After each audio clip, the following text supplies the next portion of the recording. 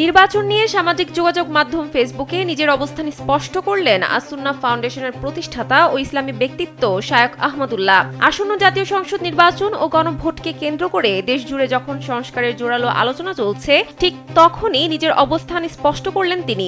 বুধবার সকালে সামাজিক যোগাযোগ মাধ্যম ফেসবুকে দেওয়া এক পোস্টে দেশের ভবিষ্যৎ নীতি নির্ধারণী বিষয়ে অত্যন্ত গুরুত্বপূর্ণ কিছু পর্যবেক্ষণ তুলে ধরেন তিনি। ফেসবুক পোস্টে শায়খ আহমদুল্লাহ বলেন, যে কোনো ধরনের সংস্কার প্রক্রিয়ায় ধর্মীয় ও সামাজিক মূল্যবোধকে সর্বোচ্চ অগ্রাধিকার দিতে হবে। তিনি মনে করেন, সংস্কারের নামে যেন মূল্যবোধের কোনো বিচ্যুতি না ঘটে, সেটি নিশ্চিত করা রাষ্ট্র ও নির্বাচিত সরকারের প্রধান দায়িত্ব।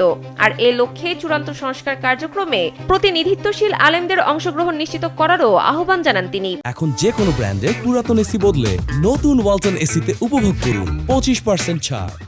তার মতে, নীতি নির্ধারণী পর্যায়ে আলেমদের অংশগ্রহণ থাকলে সামাজিক ও ধর্মীয় মূল্যবোধ সংরক্ষণ করা অনেক সহজ ও নিরাপদ হবে। সব জল্পনা কল্পনার অবসান ঘটিয়ে এই সংস্কার প্রক্রিয়ার চূড়ান্ত ফলাফল নিয়ে শায়খ আহমদুল্লাহ স্পষ্ট জানিয়ে দেন যে ইতিবাচক সংস্কার ও পরিবর্তনের প্রশ্নে তারা হ্যাঁ এর পক্ষে। তবে তার এই হ্যাঁ শুধু পরিবর্তনের জন্য পরিবর্তন নয়, বরং এটি মূল্যবোধ অক্ষুণ্ণ রেখে দেশ গড়ার এক বিশেষ অঙ্গীকার।